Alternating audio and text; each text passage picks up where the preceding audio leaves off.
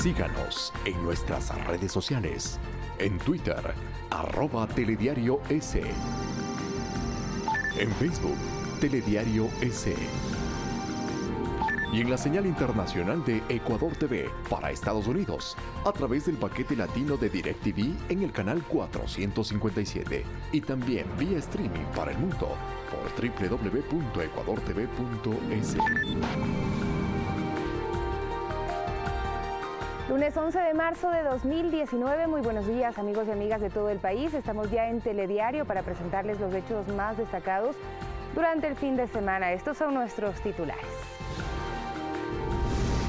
Las provincias de Manabí y Los Ríos se mantienen en estado de emergencia por las lluvias. Los comités de emergencia se activaron para priorizar la atención en los sectores más afectados.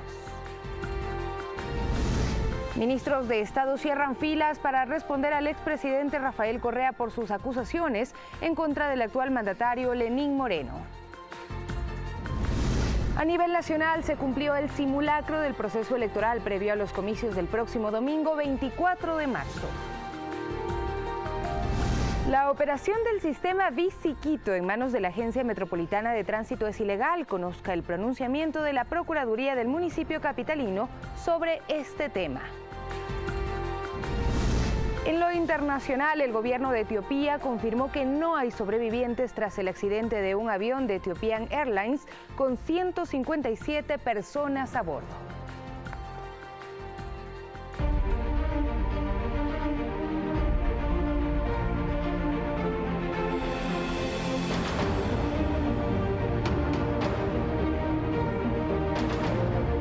Iniciamos con la información. Ante la declaratoria de emergencia en la provincia de Manabí por el fuerte temporal, los ministerios de Agricultura y Vivienda, además de la Secretaría Nacional de Riesgos, constataron en un sobrevuelo las zonas agrícolas afectadas por las inundaciones. Ante la alerta naranja decretada en la provincia de Manabí, el gobierno del presidente Lenín Moreno dispuso a los ministerios correspondientes a atender la emergencia en los sectores más vulnerables. En un plan de recuperación, el presidente nos ha solicitado que podamos tener una propuesta en torno al apoyo que podemos dar a los agrícolas. El cantón Rocafuerte en la provincia de Manabí es uno de los más afectados. Esta zona netamente agrícola es habitada por familias campesinas que tras el desborde de ríos y las continuas precipitaciones lo han perdido todo, incluso su fuente de sustento económico. Casi pérdida total en casi 1.600 hectáreas de las 3.400 al día de hoy que están siendo afectadas. Eso es alrededor de, para poderse reactivar, más de $1.200.000 solo en este cantón.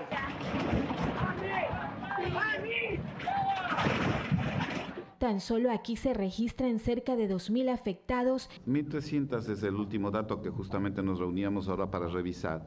Pero se debe entender que no son viviendas destruidas, sino que son viviendas afectadas, o sea, como consecuencia están inundadas muchas viviendas. La responsabilidad del MIDUBI es de dotar vivienda y en casos de emergencia apoyar e impulsar a los de extrema pobreza o gentes que sus recursos económicos no les permite hacerlo. Nosotros creamos justamente ese tipo de incentivos para poder reparar. Esta semana las autoridades deberán entregar al presidente de la República propuestas que busquen la recuperación y la reactivación agrícola. Sí tenemos que evaluar la reconversión de cultivos a cultivos que sean menos vulnerables, que son alternativas que ante eventualidades climáticas como estas nos permiten ayudar a los agricultores a darle créditos oportunos en base a ese cultivo. Hay puntos donde, por ejemplo, se puede hacer una pequeña reforestación, inclusive sembrar con vetiver, por ejemplo, para hacer obras pequeñas de contención y no afectar tanta la vulnerabilidad. En Chone las lluvias también han dejado varios damnificados en el área urbana y rural. También de que se han afectado los cultivos, que se han afectado las propiedades particulares como aves de corral, ganado, chanchos, todo esto lo perdieron todo porque no dio tiempo la creciente del río a que poder tener algún tipo de reacciones. Mariuxi Buenaño, Telediario. Y Los Ríos es otra de las provincias afectadas por las inundaciones. El Servicio Nacional de Gestión de Riesgos y Emergencias activó el COE para priorizar las atenciones en los sectores más afectados por el temporal. Representantes de instituciones del Sistema Nacional Descentralizado de Gestión de Riesgos se reunieron en la provincia de Los Ríos para analizar acciones a tomar ante las inundaciones y la declaratoria de cambio de alerta amarilla a naranja. Ya los temas de evacuación están programados, tenemos los albergues con capacidad inclusive aproximadamente de 6.000 a 7.000 personas, ya están identificados plenamente. Pero lo que se prevé son las inundaciones en las viviendas, obviamente en la evacuación con las personas. Desde que empezó la etapa invernal en octubre de 2018, en la provincia de Los Ríos el temporal ha afectado a sus habitantes, viviendas y hectáreas agrícolas. Tenemos 2.561 personas afectadas, con 731 viviendas o familias afectadas, y de esta manera son 10 casas solamente que han quedado destruidas en el transcurso del invierno que ha iniciado desde el año pasado. Es decir, entre noviembre y diciembre iniciamos ya los primeros estragos de afectación de lluvia.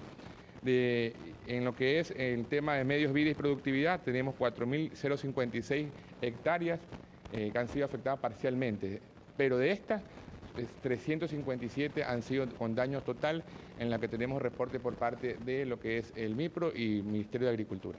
Los pronósticos de lluvia continuarán, por lo que se tomarán medidas preventivas que ayuden a mitigar las pérdidas provocadas por desastres naturales. Bueno, el aumento de las lluvias, pero no en un rango demasiado alto, pero va a seguir la etapa invernal, entonces nosotros nos preparamos justamente para eso. En el caso del Servicio Nacional de Gestión de Riesgos hacemos una temática de evaluación de escenarios con técnicos, tenemos los técnicos ahora, pero también nos preparamos para el tema de asistencia humanitaria, reabastecemos bodegas. Al momento hay 9 COEs activados a nivel provincial, en un trabajo articulado con el Cuerpo de Bomberos, GAD municipales, Prefectura y COPAES parroquiales. Mariuxi Buenaño, Telediario.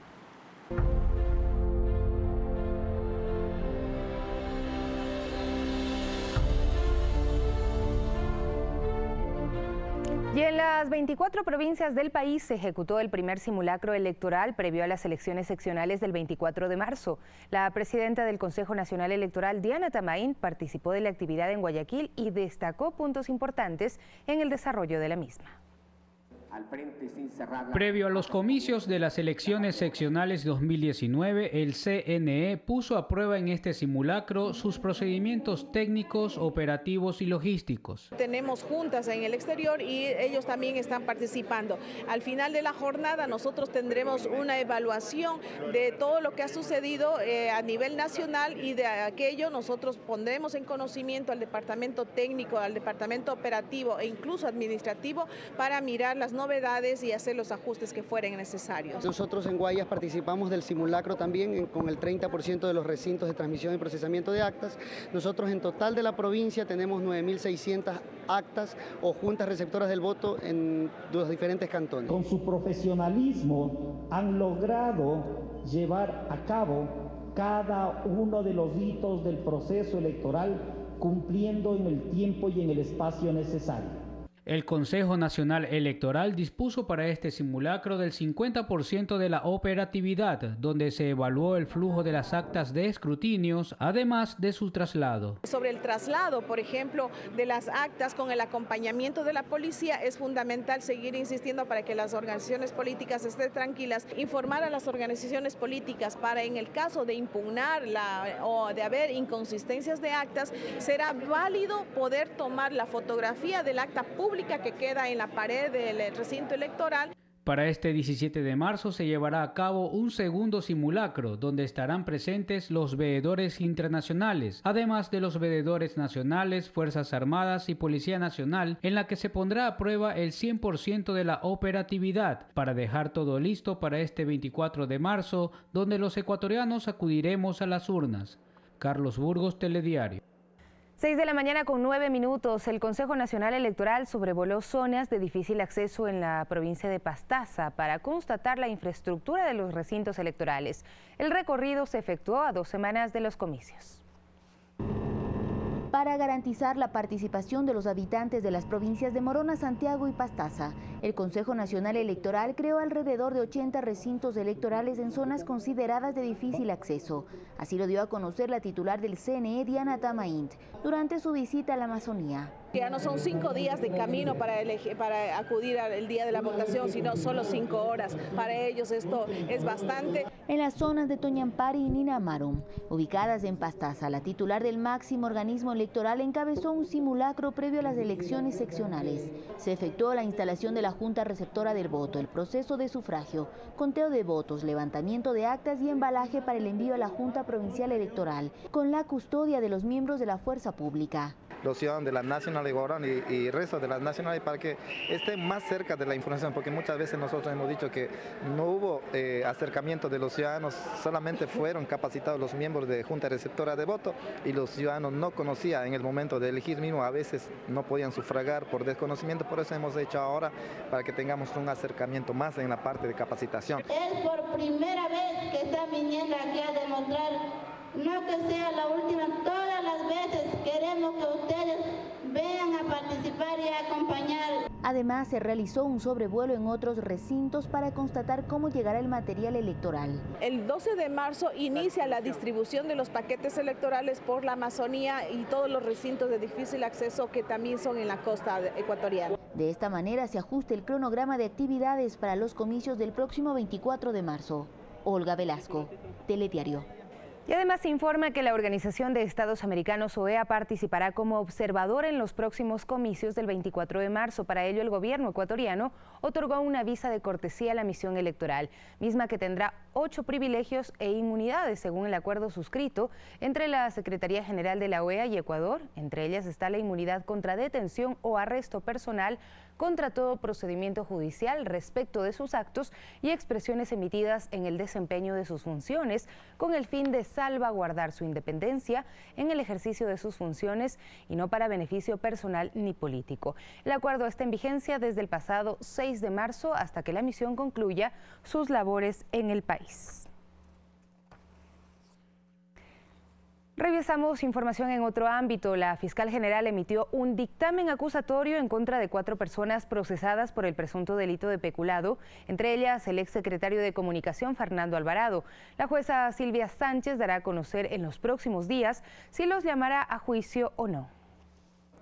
74 elementos de convicción presentó la fiscal general encargada, Ruth Palacios, en contra de Fernando Alvarado, exsecretario de Comunicación, y los exfuncionarios de SECOM, Pablo Llanes y Patricio Pacheco, así como de Carlos Bravo, representante de la empresa Gota Azul. Los acusó en calidad de coautores del delito de peculado.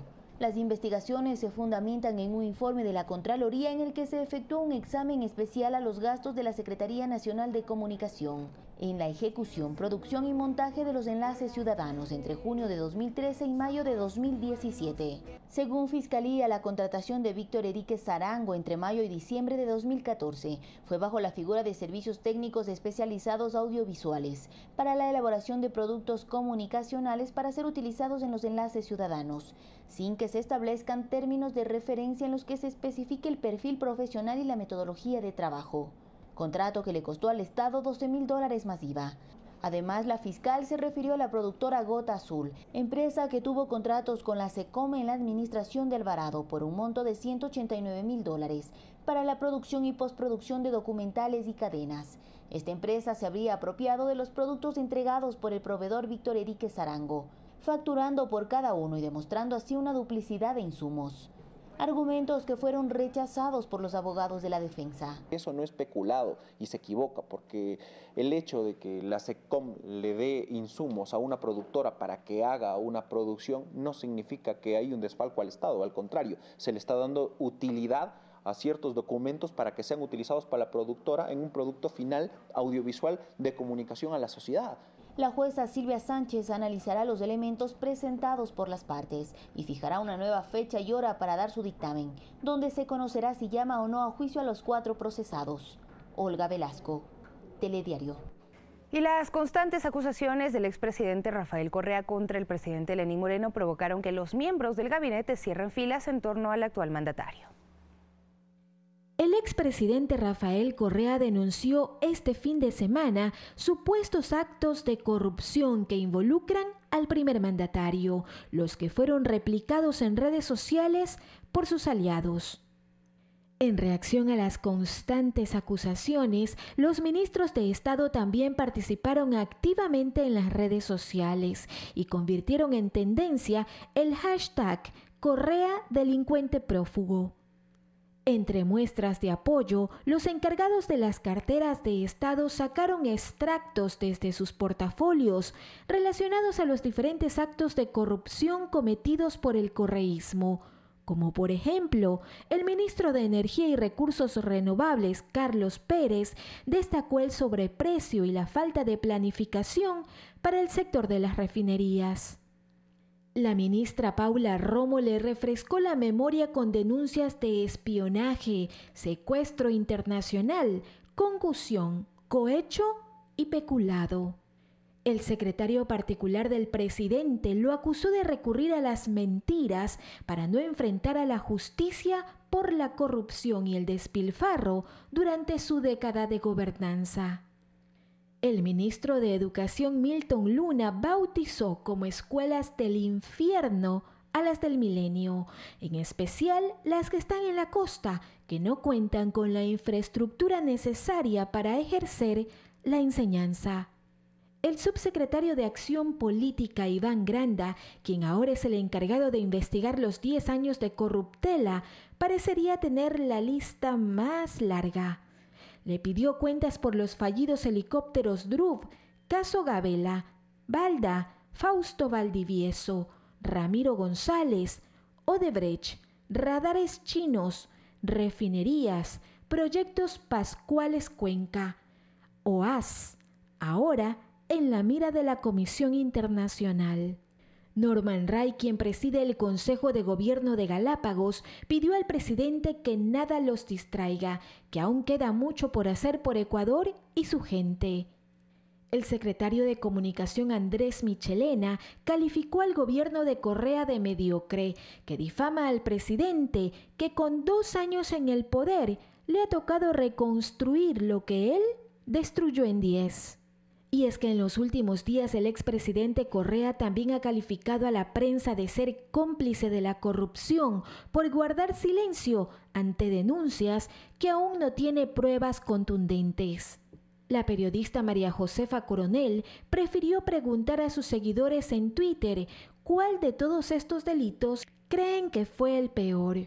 El periodista Carlos Vera cuestionó a quienes hoy se escandalizan con los insultos en la política, el silencio que guardaron las manos limpias cuando desaparecieron los $8.000 millones de las reservas del Banco Central y a los corazones ardientes que metieron presos a los 10 de Luluncoto. Mariuxi Buenaño, Telediario.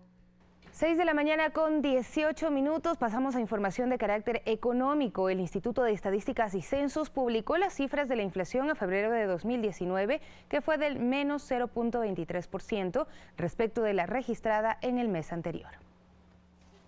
El Instituto de Estadísticas y Censos publicó los resultados de índices de precios al consumidor y medición oficial de la inflación en el mes de febrero, ubicándola en el menos 0.23% con relación al mes anterior. La canasta familiar básica en febrero de 2019 tiene un valor de $717.79, siendo el promedio del ingreso de una familia tipo $735.47, lo que representa el 102.46% de la canasta.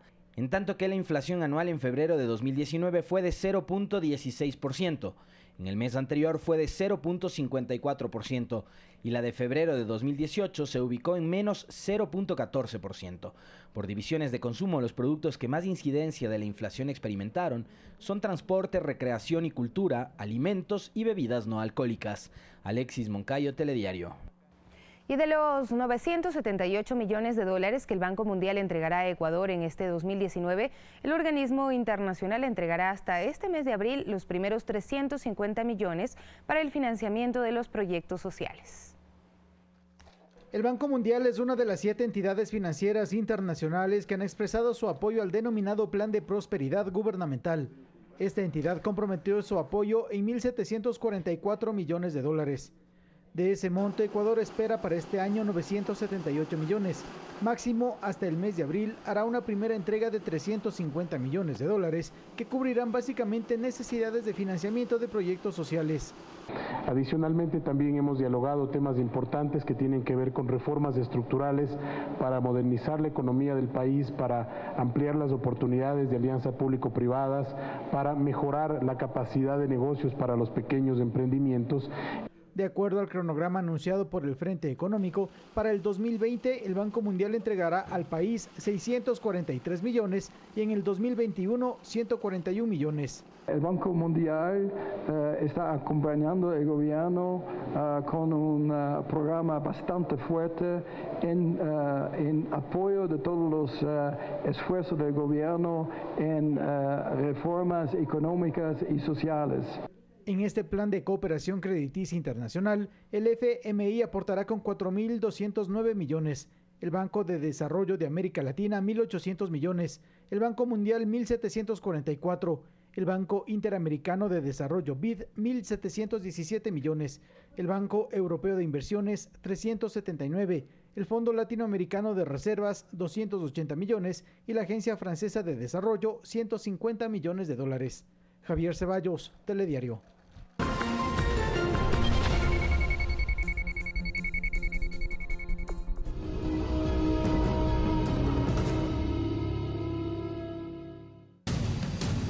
Decisión en democracia.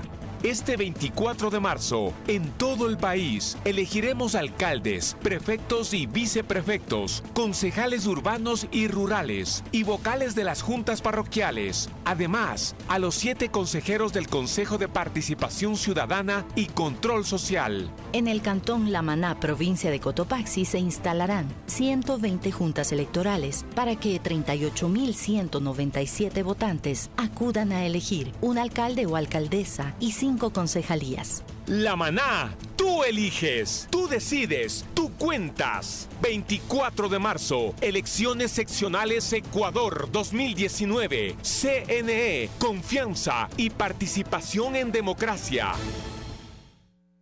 Este 24 de marzo elegimos consejeras y consejeros del Consejo de Participación Ciudadana y Control Social. ¿Cuál es su trayectoria? Como tú, yo también empecé desde abajo.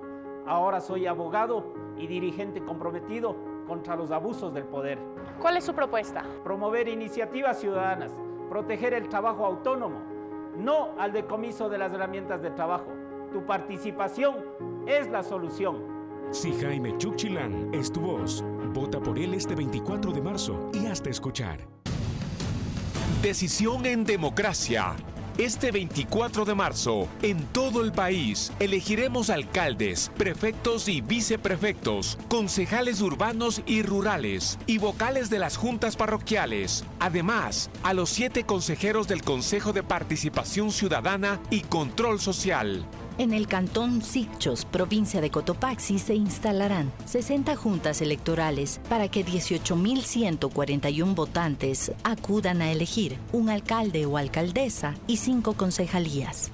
Sicchos, tú eliges, tú decides, tú cuentas. 24 de marzo, elecciones seccionales Ecuador 2019. CNE, confianza y participación en democracia.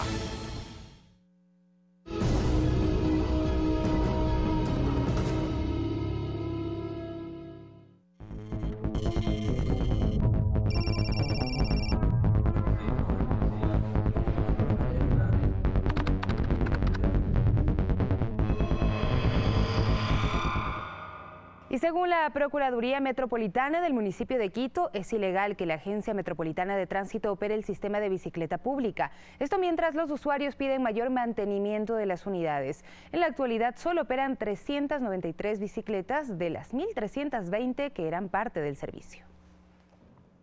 Fue en abril de 2017 que la Secretaría de Movilidad encargó a la Agencia Metropolitana de Tránsito la operación del sistema de bicicleta pública de la ciudad, situación que generó críticas desde varios sectores por el costo que esto implicaría, no solo en operación, sino en el mantenimiento de las unidades. Recientemente, la Procuraduría Metropolitana se pronunció acerca del tema luego de un pedido del concejal Carlos Páez para determinar si la AMT era competente para asumir la administración de este servicio.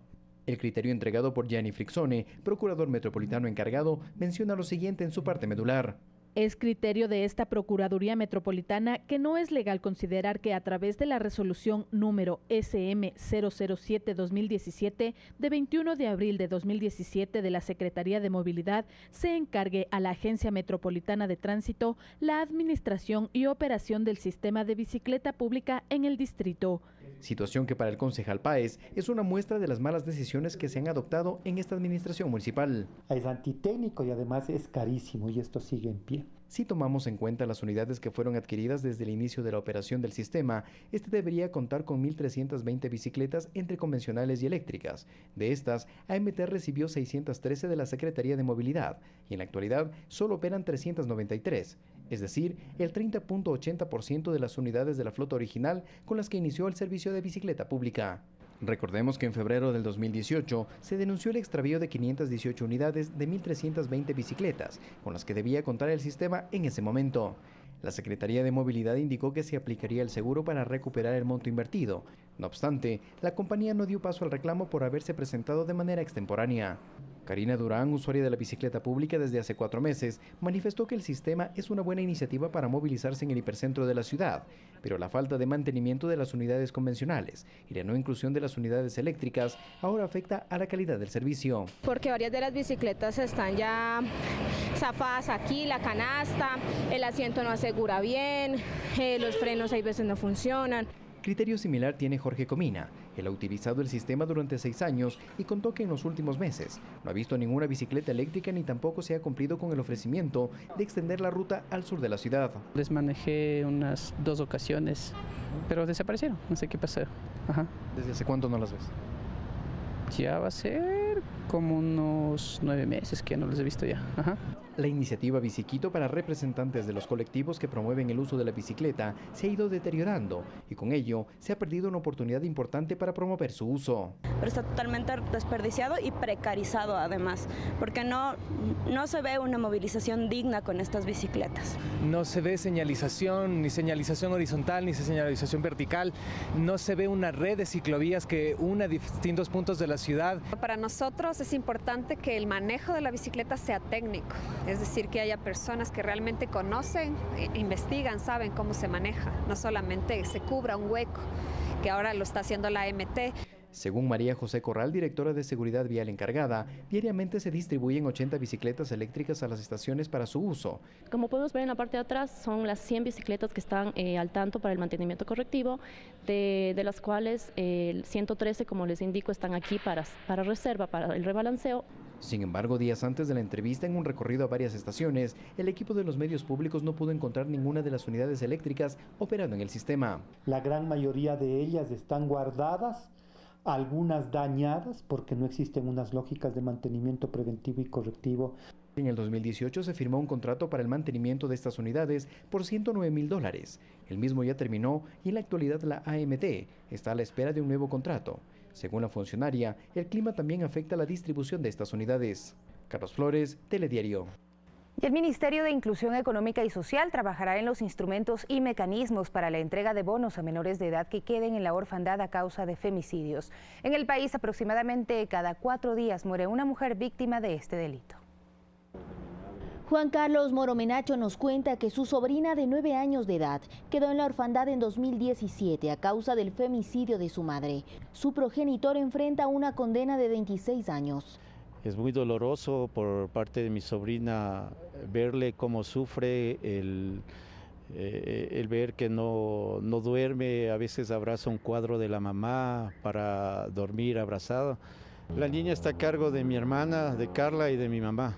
El gobierno no se ha acercado, no ha dicho nada. Según las estadísticas proporcionadas por el Ministerio de Inclusión Económica y Social, desde el 2014 a la fecha se registraron 314 casos de femicidios en Ecuador. De ellos, 430 menores de edad quedaron en la orfandad. Ante esta problemática, el primer mandatario firmó un decreto en beneficio de los niños, niñas y adolescentes de 0 a 18 años que queden en la orfandad por efecto de los femicidios. Vamos a entregarles un bono mensual variable para que esos niños puedan seguir con sus estudios. Vamos a apoyarles porque es nuestro deber hacerlo.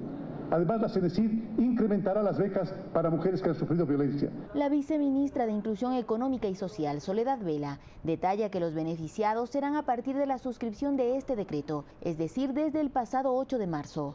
Debería ser este decreto retroactivo. Estamos hablando de cientos de niños que están en la orfandad. Sin embargo, vamos a revisar algunos mecanismos legales que puedan cubrir a los otros niños. Explica que en los próximos días se desarrollarán los instrumentos y mecanismos para la entrega de esta compensación económica, que se efectuará el representante legal del menor de edad. Está calculado el valor en función del salario básico unificado, más o menos en relación a lo que se hace con las pensiones alimenticias. Entonces, con un hijo en condición de orfandad se parte alrededor de $113 y luego es variable porque la cantidad aumenta en función del número de niños, de hijos. El gobierno nacional destinará este año $289.000 en la implementación de este bono, que se entregará a víctimas pertenecientes a un grupo vulnerable y tengan una sentencia ejecutoriada.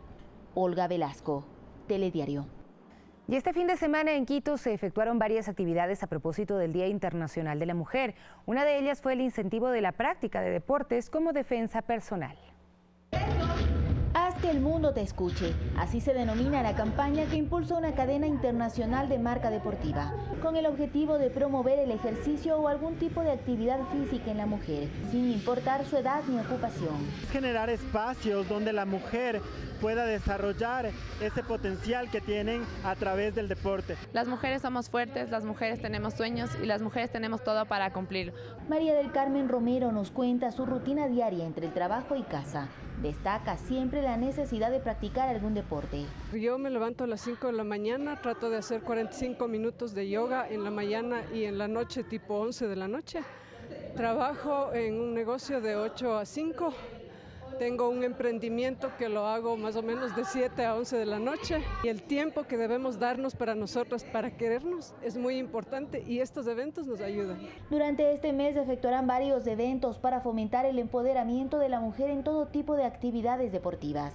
De esta manera y a través de campañas en redes sociales esperan impactar a más de 5 millones de personas en el país. Así también se efectuó una carrera atlética en el norte de Quito en la que participaron cerca de 3.000 mujeres. Por otro lado, en el Parque La Carolina se desarrollaron campañas de seguridad personal de forma gratuita, con la finalidad de evitar que las mujeres sean víctimas de algún tipo de violencia física. Se están aprendiendo técnicas, cómo defenderse ante una amenaza con cuchillo, una amenaza con palo, una amenaza si le van a dar un golpe.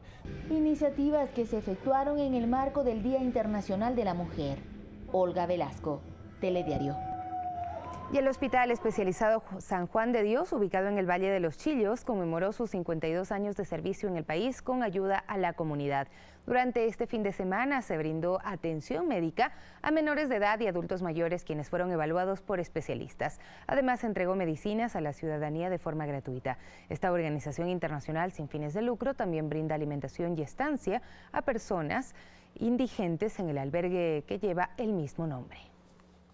Esta es una forma de poder ayudar a la población. Vamos a seguir haciendo cada 3 meses estas campañas, no solamente aquí, sino también a nivel de todo Quito. Quiero a través del canal llegar a sus hogares y decirles de que en este momento tenemos, por ejemplo, 10 cupos en el albergue de ancianos que no tengan el cuidado de su familia, que no tengan lógicamente un seguro, que estén prácticamente abandonados, y les invito de que llamen al teléfono del albergue San Juan de Dios o al teléfono del Hospital San Juan de Dios, para nosotros con un grupo de profesionales ir a hacer la evaluación y poder acogerlos y darles la atención que ellos necesitan.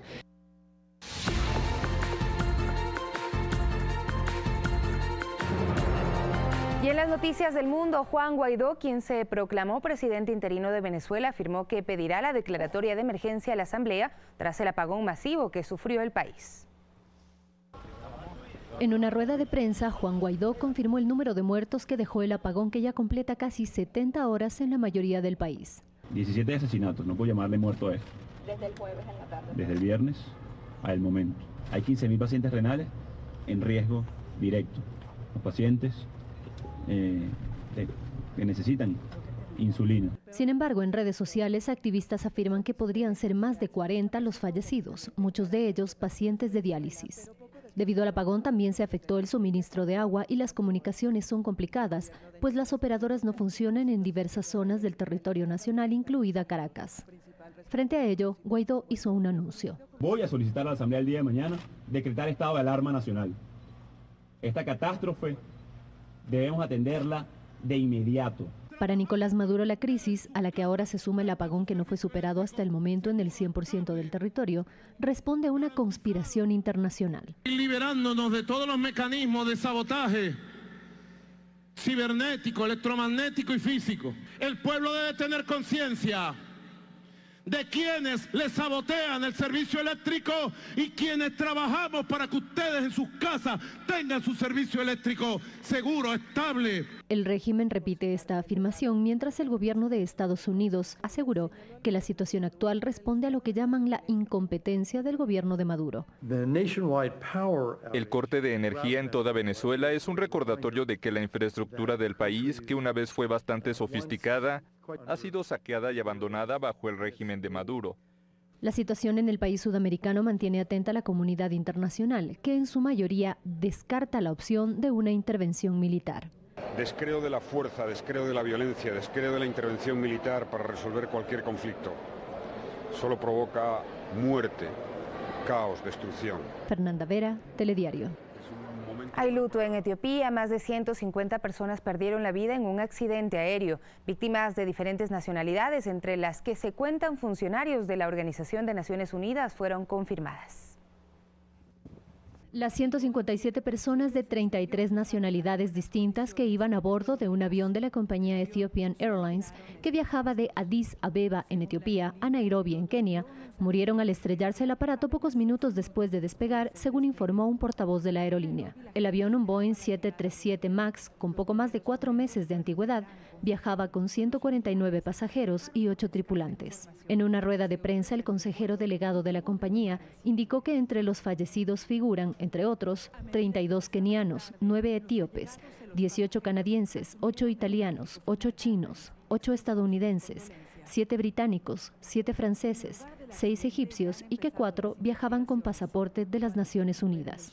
Desde la aerolínea se aseguró que aún es muy pronto para determinar las causas del accidente. Un alto ejecutivo precisó que el piloto avisó a la torre de control que tenía dificultades y pidió volver al aeropuerto de la capital etíope, para lo que recibió permiso. Ethiopian Airlines es la mayor aerolínea de África, con numerosos vuelos no solo a destinos internacionales, sino también dentro del propio continente y con una muy buena reputación de seguridad aérea. Fernanda Vera, Telediario.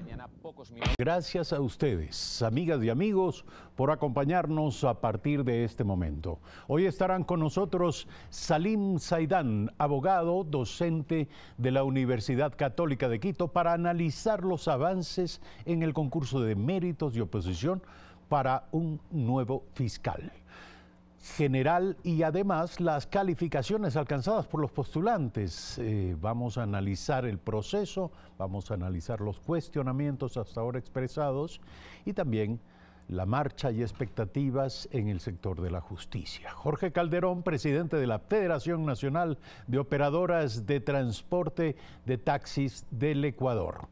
Se inicia la entrega de tarjetas del subsidio para combustible a quienes forman parte de este sector. Veremos cuáles son las expectativas de este grupo respecto de la aplicación de esta medida. Y por último, Leonardo Espinosa, subdirector general del Servicio Nacional de Gestión de Riesgos y Emergencias. Con él haremos una evaluación de los daños que hasta el momento deja la temporada de lluvias en el litoral. Temas y personajes de esta mañana en Primera Impresión. Buenos días.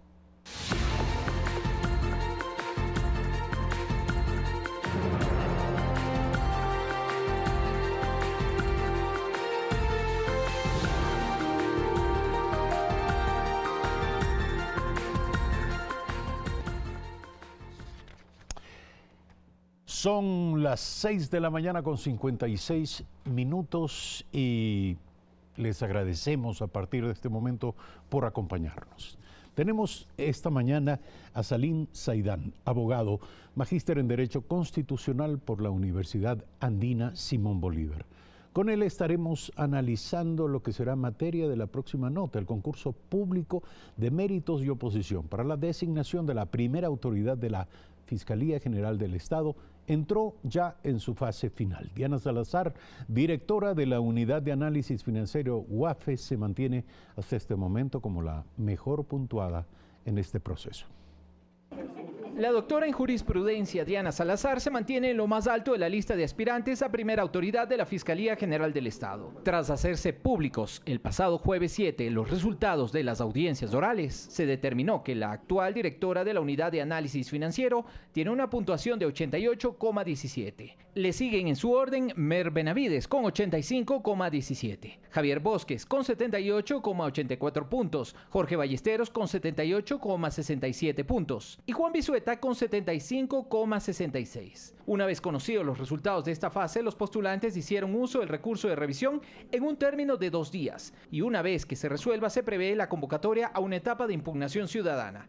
El proceso de selección no ha estado exento de críticas. Uno de los aspectos que ha sido señalado tiene relación con los resultados de los exámenes escritos.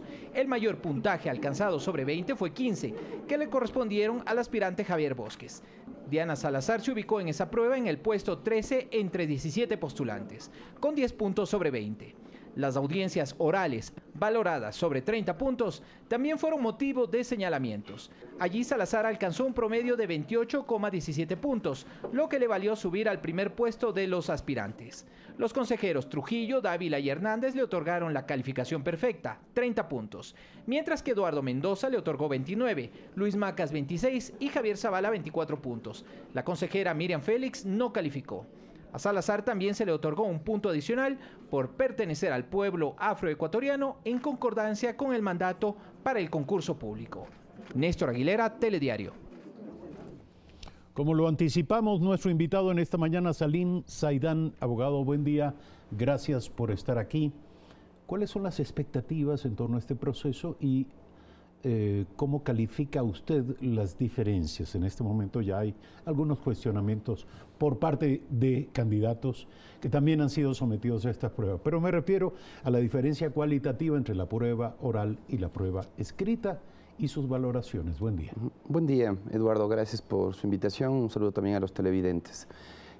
Con respecto al concurso de oposición y méritos organizado por el Consejo de Participación Ciudadana, debo decir que es la segunda etapa, ¿no? La primera etapa es una etapa de habilitación, en donde se revisan si los candidatos, los postulantes, cumplen o no con los requisitos constitucionales y legales para acceder al cargo. Esa etapa de habilitación, obviamente, arrojó que 17 sean habilitados, 17 candidatos. Algunos de ellos no se presentaron a las audiencias, 2 para ser precisos, y una postulante desistió de seguir participando en el concurso. Es decir, teníamos 14 postulantes en realidad. De los 14 postulantes hemos visto que las calificaciones obtenidas en el examen escrito han sido muy bajas en general. Hay 5 notas de 10 puntos, alrededor de 3, 4 de 11 puntos y la nota más alta es sobre 15 es de 15 puntos. Nota muy baja para ser la más alta en un concurso tan importante como es el de la máxima autoridad de la Fiscalía General del Estado. Sin embargo, hemos visto que los 20 puntos del examen escrito son, digamos, es un porcentaje mínimo en relación a la totalidad, ¿no? Solamente 20 puntos el examen escrito, 30 puntos la comparecencia pública y 50 puntos los méritos, es decir, la revisión de la carpeta, del expediente debidamente respaldado en documentos, ¿no? Entonces, en este caso, la candidata con mayor puntaje, Diana Salazar, tiene una buena carpeta. Ella ha hecho carrera fiscal, hay que reconocerlo. Es una persona que ha ido ascendiendo en la carrera fiscal, una persona que ha demostrado honestidad, profesionalismo, ciertamente, pero sí me llama la atención el puntaje asignado por parte de 3 consejeros. Lo ha dicho... 30 sobre 30. 30 sobre 30, nota perfecta. A mí me llama la atención y me parece que confirma que definitivamente es un excesivo margen de discrecionalidad el reservar 30 puntos para la comparecencia pública y que los examinadores no sean especialistas en derecho penal. Yo creo que este concurso nos tiene que servir para no replicar los mismos errores en el futuro. No es adecuado que existan pocos parámetros técnicos. Usted puede ver... Pero entonces, si le entiendo, usted no cuestiona tanto la calificación cuanto la calidad de los juzgadores. Yo creo que no es conveniente que los consejeros, que no tienen todos formación en derecho penal, sean los que evalúen a quién va a ser la máxima autoridad de la Fiscalía, que va a ser el titular de la acción penal. Se necesita que gente conocedora del derecho penal, gente que ha tenido formación en derecho penal, experiencia en derecho penal, pueda examinar a los candidatos. Ahora, ¿cuáles son las variables dentro de esta elección que están en juego? Y se lo pregunto porque si usted dice que todos los candidatos han tenido calificaciones deficientes, perdón, o relativamente modestas en el concurso escrito, ¿qué cabe esperar de la presentación pública? Sí, de hecho, la calificación obtenida por algunos de los candidatos, como le digo, Eduardo, deja mucho que desear. Demuestra que no se prepararon cuando menos o que no han acumulado los conocimientos debidos en el transcurso de su carrera. Yo creo que es la oportunidad para que ellos... ¿Usted conoció el contenido de la prueba? Sí. De hecho, yo participé en el concurso para la designación de defensor del pueblo y con algunos colegas, obviamente preparamos ese cuestionario. Otros colegas de distintas universidades prepararon, en cambio, el cuestionario de preguntas para fiscal general. Preguntas relacionadas con el ámbito penal, procesal penal. Algunas preguntas fueron impugnadas, de hecho, porque no habían sido correctamente formuladas a criterio de los postulantes. En todo caso, el cuestionario fue, en términos generales, debidamente elaborado. ¿Qué es lo que pasó en la audiencia? Le sortearon temas. En la comparecencia pública le sortearon temas. Y obviamente los criterios de valoración son el manejo de fuentes del derecho, que digamos que es un criterio relativamente objetivo. Otro criterio es la profundidad de análisis de los problemas jurídicos, absolutamente subjetivo. La coherencia y pertinencia de las respuestas, subjetivo. Y el tercer criterio para evaluar la audiencia pública es el cumplimiento con las cualidades requeridas para ser fiscal. La templanza, la ecuanimidad, el sentido de justicia. Nuevamente subjetivo. Más que subjetivo. Pero entonces, ¿cuáles deberían ser los criterios objetivos para esta valoración? Lo primero, creo que deberíamos confiar el encargo de evaluación a los mismos delegados académicos. El mandato de designación de la máxima autoridad de la Fiscalía es el que erró en primer lugar. Me parece que el Pleno del Consejo Transitorio se equivocó al establecer criterios tan subjetivos, al reservar tantos puntos para la audiencia pública y con este amplio margen de discrecionalidad. La templanza, la ecuanimidad, el sentido de justicia, ¿cómo se evalúa? Yo no comparto Sin embargo, son requisitos fundamentales para un fiscal. Claro que sí, pero me parece... ¿Cómo se miden? Claro que sí. ¿Cómo se pueden medir? Pero ese precisamente es el problema.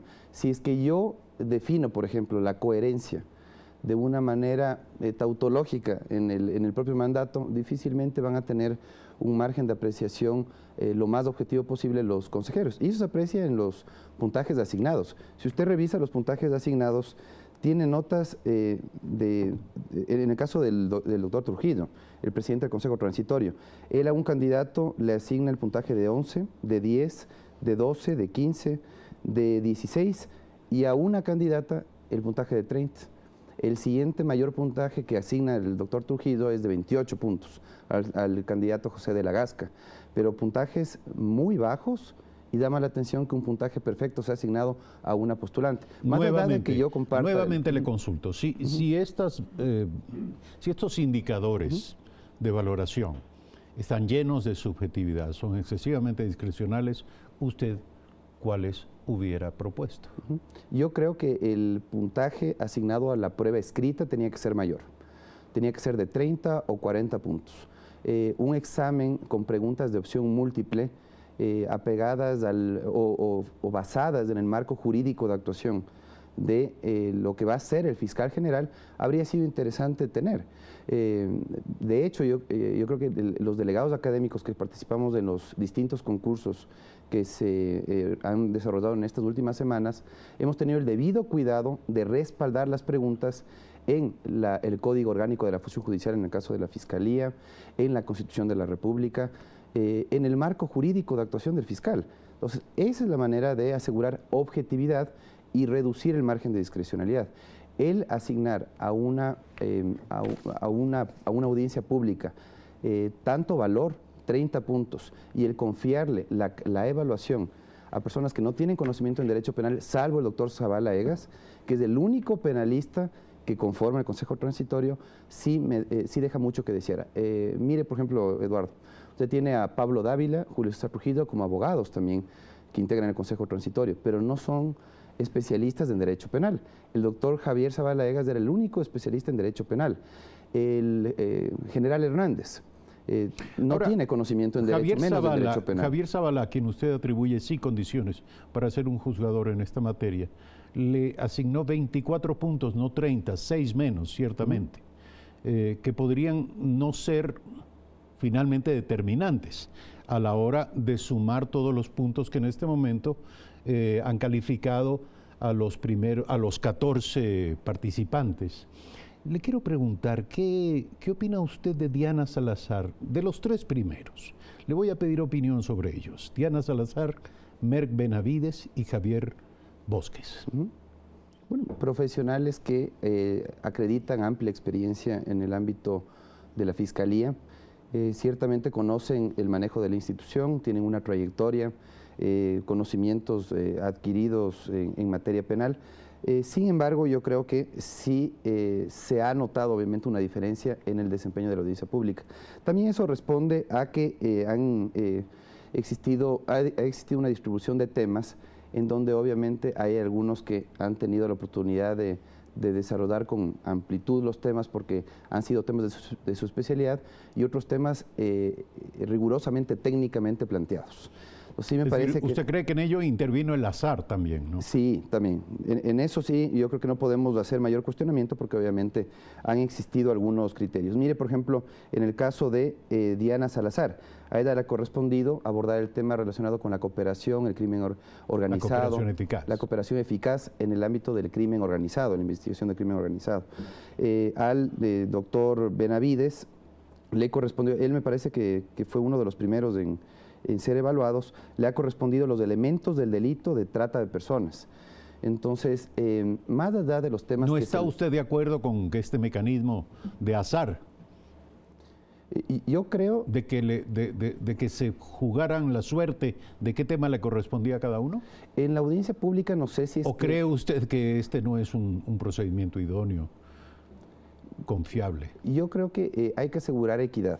En un concurso de este tipo hay que asignar temas a desarrollar que sean muy similares a todos los candidatos para que no exista, digamos, una diferencia en cuanto a el nivel de rigurosidad que se plantea uno con respecto a otro. En el caso, por ejemplo, de la doctora Diana Salazar, ella tuvo la suerte, obviamente, de desarrollar un tema sobre el que ha trabajado mucho.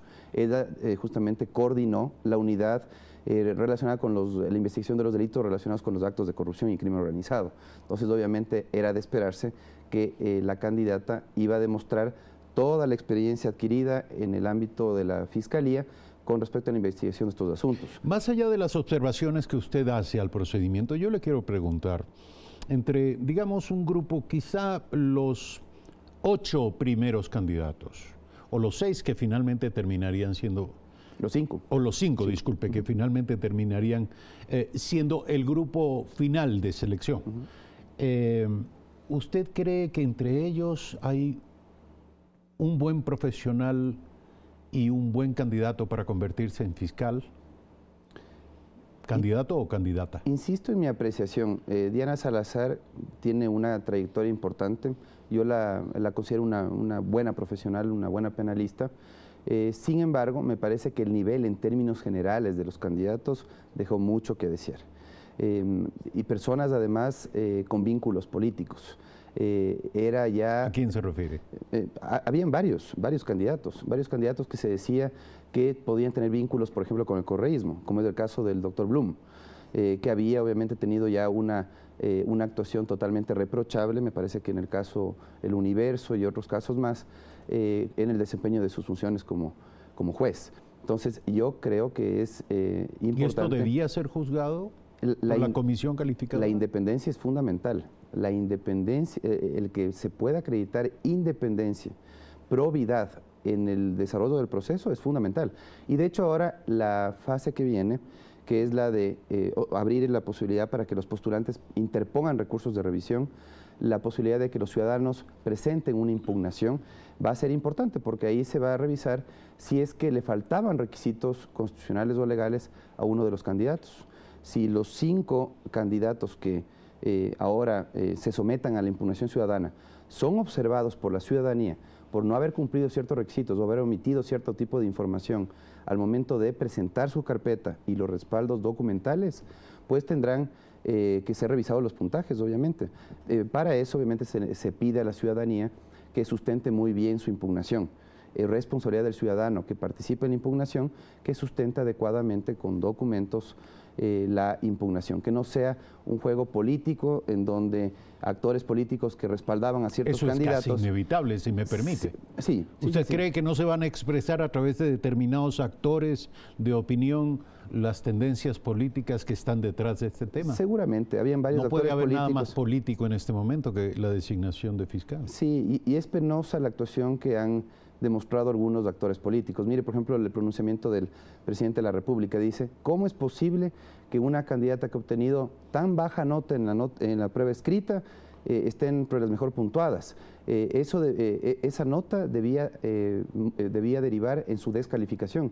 Que nos diga el expresidente de la República en qué respalda su dicho. Si es que él nos dice el artículo del mandato que dice que por obtener una determinada calificación en la prueba escrita un postulante tiene que ser descalificado, pues que nos señale y no sea irresponsable en hacer ese tipo de juicios de valor. El expresidente de la República tiene buenas razones para cuestionar esto. Gracias por aceptar la invitación a este programa. Gracias, Eduardo. Salim Saidán, abogado magíster en Derecho Constitucional por la Universidad Andina Simón Bolívar. Ustedes ya lo han escuchado. Analizamos este proceso que avanza, el proceso de selección de un nuevo o nueva fiscal general de la Nación.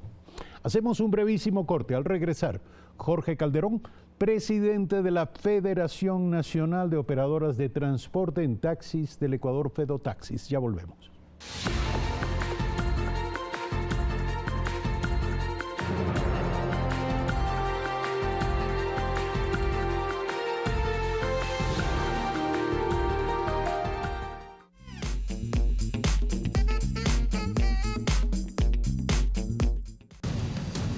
Decisión en democracia.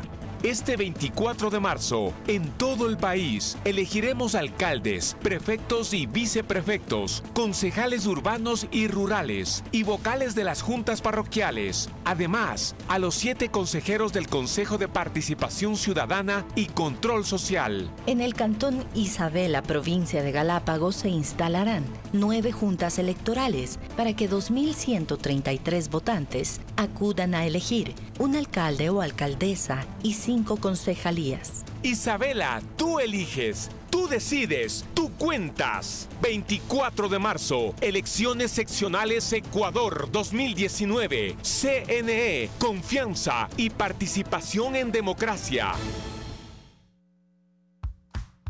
Todos quieren tener mi plan. ¿Y cómo no quererlo? Desde que me cambié de plan, nunca más volví a decirle a mi amiga: me quedé sin minutos, llámame tú. Con este plan me puedo descargar todos los videos que me envían por WhatsApp y no me pierdo ni un meme. Un plan donde nunca más vas a tener que pedir la clave de Wi-Fi en ningún lado. El nuevo plan Todos Conectados de CNT viene con 2 gigas para navegar, minutos a toda la comunidad CNT, WhatsApp libre y 200 megas de Facebook por $7 más impuestos. El gobierno de todos. Autorización número 0347, CNE, Elecciones Seccionales 2019. Decisión en democracia. Este 24 de marzo, en todo el país, elegiremos alcaldes, prefectos y viceprefectos, concejales urbanos y rurales y vocales de las juntas parroquiales. Además, a los 7 consejeros del Consejo de Participación Ciudadana y Control Social. En el Cantón San Cristóbal, provincia de Galápagos, se instalarán 22 juntas electorales para que 6.612 votantes acudan a elegir un alcalde o alcaldesa y 5 concejalías. San Cristóbal, tú eliges, tú decides, tú cuentas. 24 de marzo, elecciones seccionales Ecuador 2019. CNE, confianza y participación en democracia.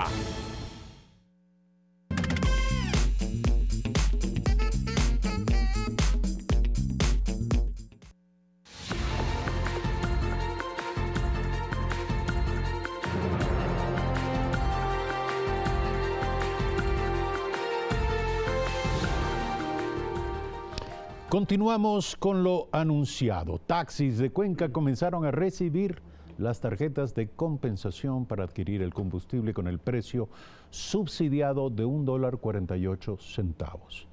Cada conductor debe acercarse al Banco del Pacífico para retirarlas y hacer uso de este instrumento. Se anuncian además controles estrictos. En Cuenca se hizo oficial la primera entrega de tarjetas prepago de subsidio para los taxistas como parte de la compensación del gobierno tras la elevación del precio de las gasolinas Extra y Ecopaís.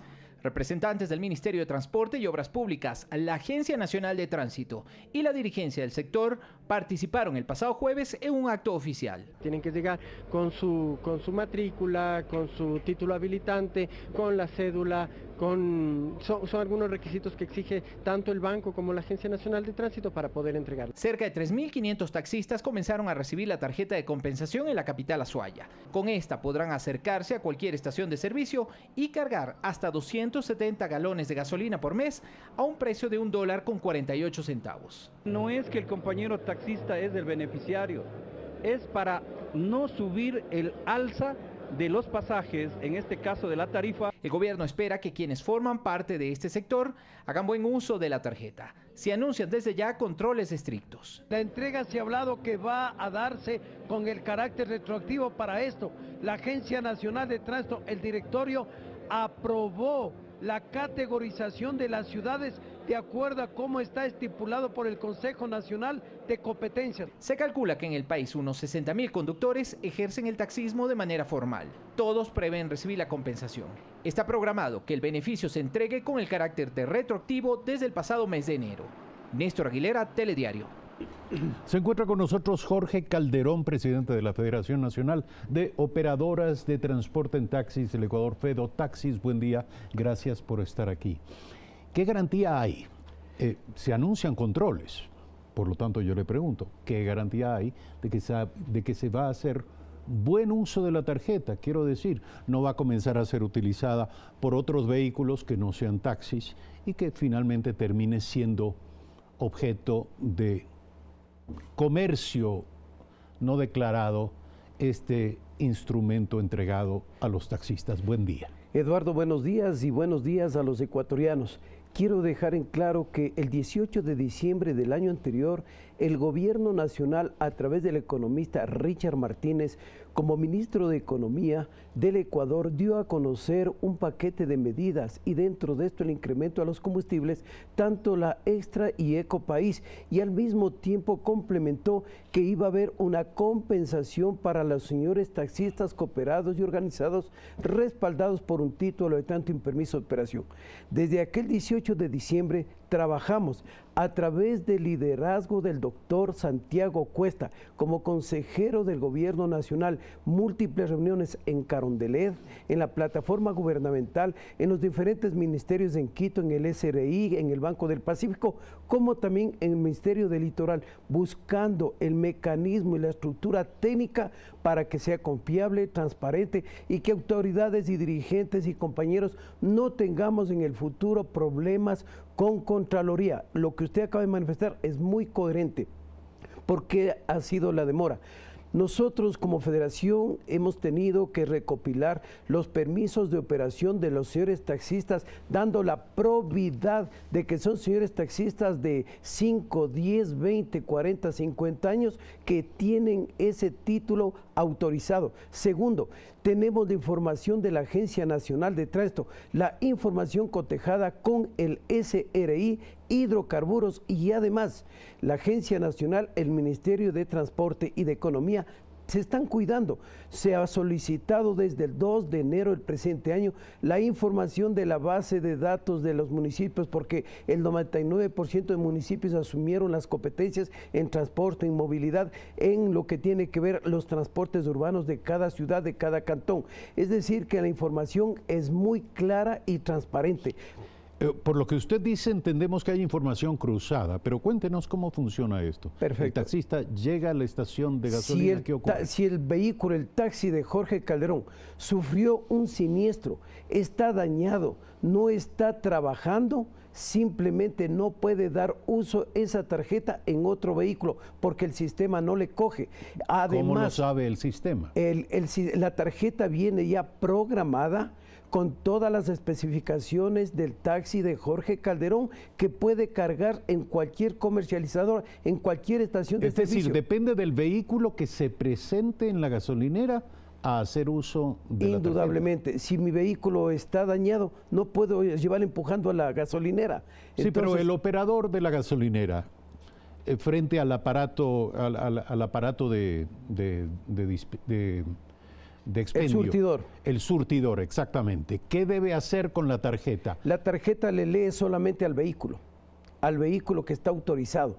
Si es otro vehículo, no le coge el sistema. Esto es bueno porque esta compensación está directamente destinada para los dueños de los taxis legalmente autorizados para operar en el Ecuador como servicio alternativo. Además, hay que reconocer, y el gobierno ha sido claro, el gobierno perdió las competencias en los transportes urbanos de los taxis en el Ecuador. Le corresponde, estamos administrados por los municipios, unos municipios traviesos, unos municipios que sacan por miles de corrupción los cupos al margen de la ley. Por esos malos municipios estamos nosotros ahora regulados. Como el gobierno no tiene competencias en nivelar las tarifas y una gran cantidad de alcaldes con mérito, sin mérito, se están pugnando por la reelección. Ningún alcalde quiso mojarse el poncho y revisar las tarifas, pues que el gobierno nacional asumió con responsabilidad, porque esto, Eduardo, no ha sido pedido del gremio, esto ha sido una propuesta del gobierno nacional. Además, lo que nos hemos Nuevamente cuidado... le voy a pedir que me permita entender. Llega el taxista con la tarjeta a la estación de servicio. El taxista entrega la tarjeta. Además de la tarjeta, ¿qué otro dato debe proporcionar para que exista una relación entre el vehículo, el chofer y la información? La factura sale a nombre del taxi, del dueño de la tarjeta, se cruza con el SRI, la información se cruza con la ARCH, y además nuestros taxis que pertenecen a la Federación de Operadoras del Ecuador, tenemos también los transportes seguros que estamos interconectados con el Econuevas. Por fin nos dan libertad del gobierno nacional para que las uniones provinciales de taxis del Ecuador podamos tener nuestros talleres de mantenimiento preventivo de los kits de seguridad, porque esos chinitos que compraron, o son los que se ponen a los ciudadanos, a esos malos concejales que tienen unas cosas aquí en los pies, esos chinos nos hicieron chinos a los señores taxistas, nos acosaron, nos fastidiaron, nos explotaron en los mantenimientos de los kits. Ahora ya vamos a tener nuestros propios talleres, es decir, que el gobierno nacional y nosotros vamos a dormir en paz, porque este proceso es totalmente transparente. De esos miles de idóneos que sacó el municipio de Quito. Si el sistema es infalible, como usted dice, ¿para qué los controles? ¿En dónde puede estar el problema? No, a ver, acá está firmando la Federación de Taxis, hay un acuerdo, la Federación de Taxis del Ecuador, el ministro de Transporte, el director de la Agencia Nacional de Tránsito, firmó.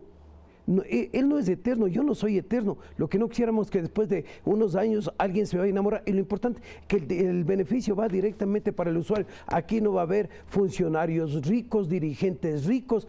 Todo es transparente. O sea, en la tarjeta vienes para ese taxi que conste un permiso de operación. Le coge el sistema de la ARCH, de hidrocarburos, del SRI, del mismo municipio, de la Agencia Nacional de Tránsito. O sea, todo está establecido. Si me permite unas preguntas finales. Sabemos que hasta la semana anterior se entregaron alrededor de 40.000 información sobre 40.000 taxis. 50.000. 50.000. ¿Son todos los taxis del país o todavía faltan en primer lugar? Y hablando de municipios traviesos, dígame, ¿cuántos taxis se han registrado en la ciudad de Quito que pueden hacer uso de este recurso? Bien. A ver, Eduardo, el taxismo de Quito, toda la vida en 55 años, que tuve el honor de estar en su sesión solemne, fueron 9.000 taxis.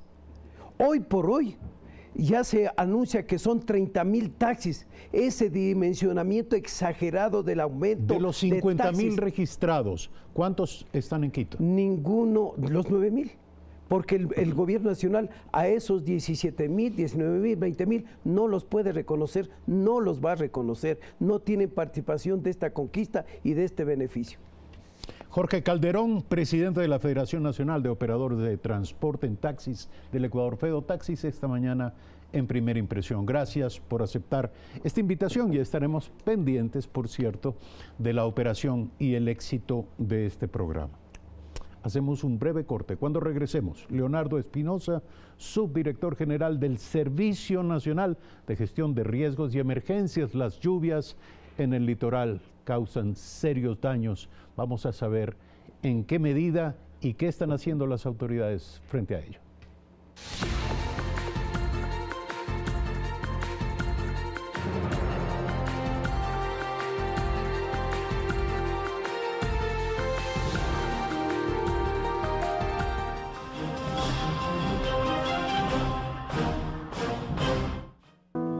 Hoy, la hermana de Itoko se ha casado.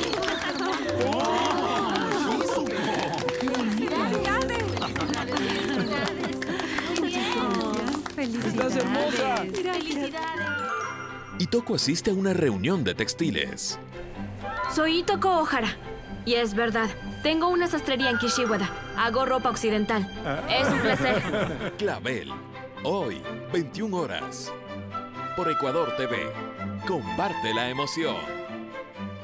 Este 24 de marzo elegimos consejeras y consejeros del Consejo de Participación Ciudadana y Control Social. ¿Cuál es su trayectoria? He colaborado con Micometa, Observatorio de Servicios Públicos y de Reconstrucción de Manabí. ¿Cuál es su propuesta? Designaré autoridades con procesos transparentes, sin amarres ni componendas. Defenderé los derechos territoriales de las comunidades ancestrales. Si Jova Fonfay es tu voz, vota por ella este 24 de marzo y hazte escuchar. Decisión en democracia.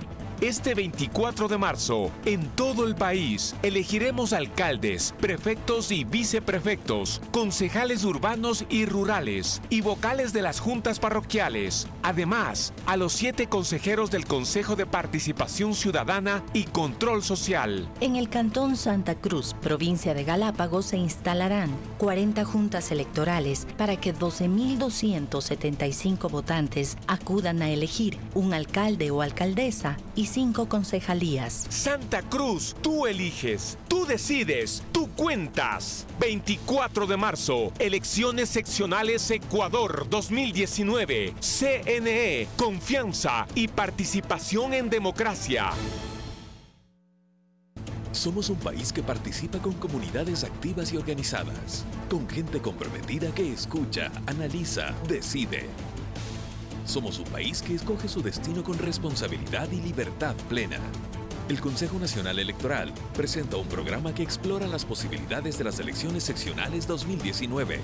No te pierdas. Decisión en democracia.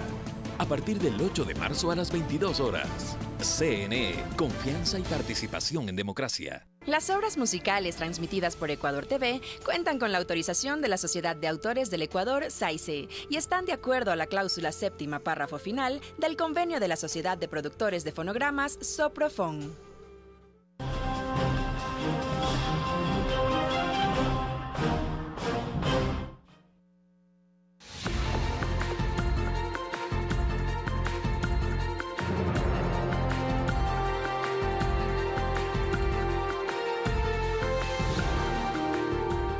Gracias por seguirnos. El gobierno busca Intensificar la atención en zonas de Manabí afectadas por fuertes lluvias tras una serie de recorridos y sobrevuelos de las autoridades. La directora general del Servicio Nacional de Gestión de Riesgos y Emergencias, Alexandra Ocles, sostuvo este fin de semana reuniones con los ministros de Agricultura, de Finanzas, de Vivienda y con el secretario de la Reconstrucción. Hasta el momento se registran cerca de 5.000 afectados y 205 evacuados. De seguro, ni los recursos públicos ni los recursos privados serán suficientes como para cubrir todos los daños que nos generan eventualmente estos eventos en las distintas zonas de Manabí, pero estamos con Chone, Puerto Viejo, Santana, Rocafuerte, Manta principalmente, Jaramijó. Todavía nos vamos a mantener en alerta, el mes de marzo está empezando, todavía tenemos días de lluvia, así que más bien hay que ir monitoreando, por eso hemos conformado además un equipo técnico que va a trabajar en la producción de información con mapas, con georreferenciación para poder entregar también al COE y a las autoridades en la provincia información que le permita ir tomando decisiones y que sobre todo le permita prevenir. Nuestro invitado Leonardo Espinosa, subdirector general del Servicio Nacional de Gestión de Riesgos y Emergencias. Buen día, gracias por estar aquí. Comenzamos por el principio. ¿Cuáles son los pronósticos del clima? ¿Va a seguir lloviendo de manera intensa en las mismas provincias, ciudades, zonas que han sido afectadas ya? Buenos días, un saludo de parte del Servicio Nacional de Gestión de Riesgos de Emergencia, especialmente a la ministra Alexandra Ocles. Sí, yo creo que el país ha avanzado mucho en el tema de pronósticos, tenemos unos datos del INAMI a 3 días, a 10 días, y las lluvias, de acuerdo a los pronósticos, se van a venir aumentando en los próximos días. ¿Va a aumentar la intensidad? Va a aumentar la intensidad en los próximos 5 días. De ahí hay una calma y nuevamente hay que seguir evaluando. Pero lo más importante es que tienes pronósticos de 3 y de 10 días. Eso lo hace el Instituto Nacional de Meteorología y Hidrología, INAMI. A ver, si lo previsible es que va a seguir lloviendo, la pregunta es ¿qué se está haciendo en aquellas zonas? Y le quiero preguntar, ¿las zonas en este momento afectadas son las zonas tradicionalmente afectadas por la temporada invernal? Sí, mire, de acuerdo a los datos que tenemos nosotros, en Manabí tienes fuertes precipitaciones que se dan en los mismos ríos, ¿no? El río Burro, el río Manta, en el cantón Manta, el desbordamiento del río Majagua en Puerto Viejo, en Sucre los mismos ríos del río Garrapata. Entonces, si ves la dinámica, son los mismos ríos que se van inundando de manera permanente cada invierno fuerte, año a año. Aquí tengo un mapa donde se puede ver la ocurrencia de inundaciones por parroquia, desde el 2010 al 2018, y son las mismas parroquias los que se pueden verificar. Chone, Rocafuerte, Puerto Viejo. Los colores rojos, Chone, Rocafuerte y Puerto Viejo, son donde más eventos de inundaciones se han producido. Entonces, todo esto te sirve para demostrar o focalizar las intervenciones. Por eso nuestra ministra jueves, viernes y sábado estuvo en los territorios, especialmente en estos cantones donde ya de alguna forma cada año o cada invierno fuerte se producen estas afectaciones, ¿no? A ver, si cada año se producen problemas en estas mismas zonas, la pregunta es ¿qué se ha hecho en materia de asentamientos humanos para disminuir el impacto? Ahí viene lo interesante. Esta lámina que está aquí pueden ustedes ver todo el tema de la gestión de riesgos de desastres, que no solo es un tema de respuesta, no es solo un tema de respuesta. En la mitad tenemos los temas de respuesta, tenemos los temas de recuperación y los temas de reducción. Yo creo que el país ha avanzado mucho en los temas de respuesta y ahora estamos trabajando en los temas de recuperación, reconstruir mejor. Y en la reconstrucción mejor, no permitir que se vuelvan a reconstruir esas casas en lugares donde pueden ser afectadas. Eso es extremadamente clave. Entonces, ahí hay un llamado a los gobiernos autónomos descentralizados que, de acuerdo al 140 del COTAD y al 11 de la Ley de Ordenamiento Territorial, son responsables de hacer estos análisis y de hacer un ordenamiento y un ordenamiento territorial y el uso y gestión del suelo adecuado. Eso es un tema muy importante. Este tema Sería de la muy recuperación. interesante saber qué dicen los candidatos a alcaldes en estas zonas y a prefectos en estas provincias precisamente sobre esto. Eso es muy importante, pero el otro tema que es fundamental es el tema de la reducción. En este gráfico tú puedes ver los temas de reducción, los temas de prevención y de mitigación. ¿Qué significa eso? Si ya sabemos que es recurrente el evento en esos mismos lugares, debemos hacer algo para que cambie drásticamente esas intervenciones en el territorio. No permitir las construcciones de ahí, hacer muros que ayuden a mitigar de alguna forma, hacer una planificación adecuada. No, yo sé decir que son tan sencillas las cosas como hacer una limpieza de las alcantarillas, la limpieza de las quebradas. Entonces, pero hoy por hoy hay mapas mucho. De riesgo en todas estas zonas. Hay que entender mucho que una cosa son las amenazas, la vulnerabilidad y el riesgo. La amenaza significa el aumento de las precipitaciones puede causar una inundación, esa es la amenaza. La otra cosa es la vulnerabilidad. Si las viviendas están muy cercanas al río, puedes causar la casa está vulnerable, pero si hay personas, cultivos, ganadería, ahí hay un riesgo para la población. Eso es extremadamente importante.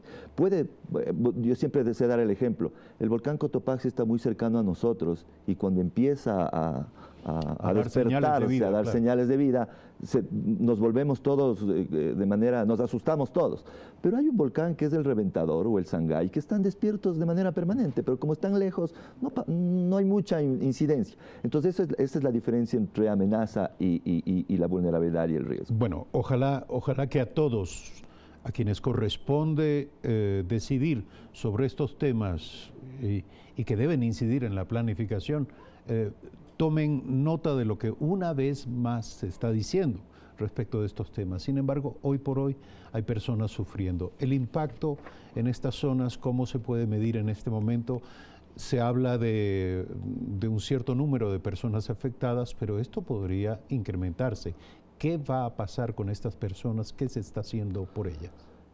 Se han activado los comités de operaciones de emergencia en las provincias. Nosotros ya dimos la alerta en el 21 de diciembre, elevando la alerta una alerta amarilla.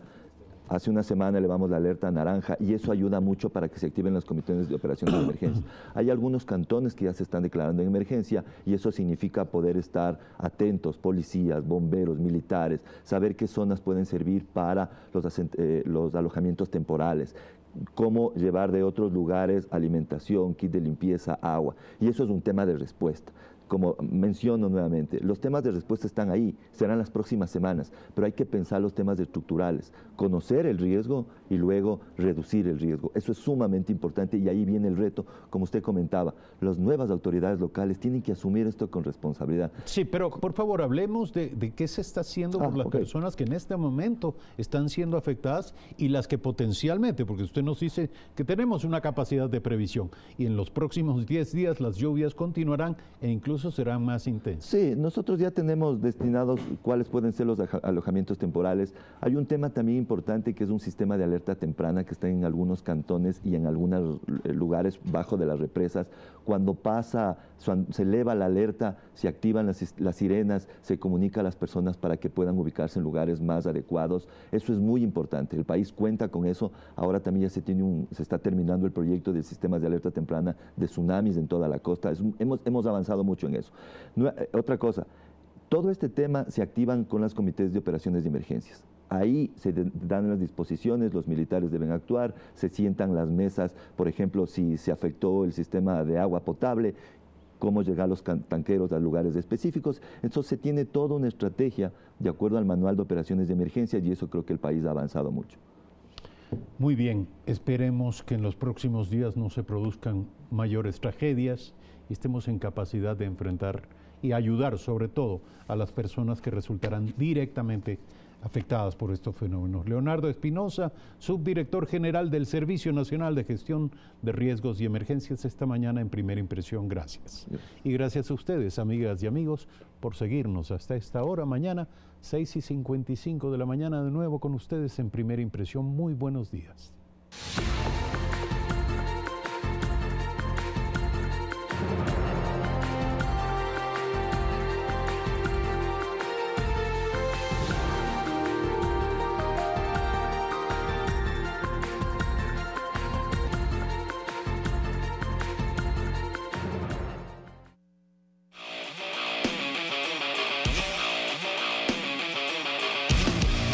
las historias continúan. Y Christian Johnson te invita a conocer cómo se ganan la vida los ecuatorianos en Estados Unidos. Algunos lo hacen conduciendo.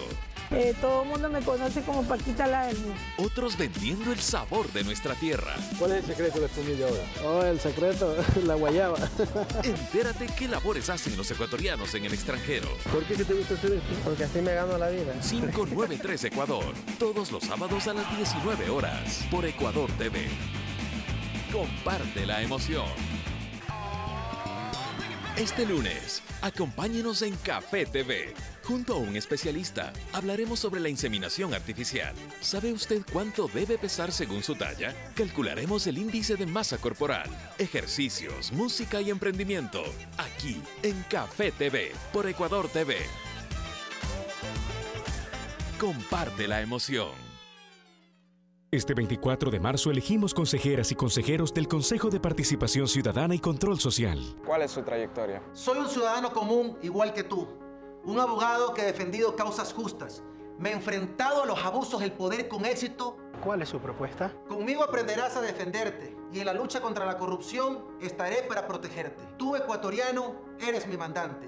Yo seré tu representante. Si Hernán Ulloa es tu voz, vota por él este 24 de marzo y hazte escuchar. Decisión en democracia.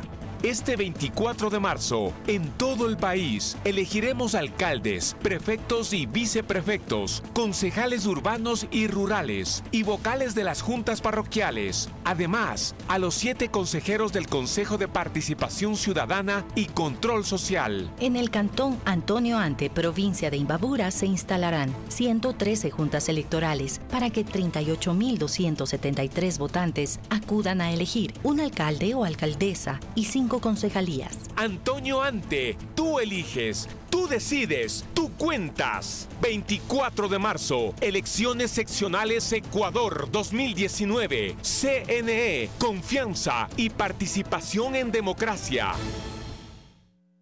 Los artistas y sus historias. La trompeta mía empezó a los 6 años. Nos cuentan sus anécdotas musicales. La escuché en la radio. Le digo, papi, yo quiero tocar eso. Y tomé la primera comunión y el regalo de mi viejo fue una trompeta. My Way es un tema que me ha dado muchas cosas. Esta es mi canción. Próximamente, por Ecuador TV. Comparte la emoción.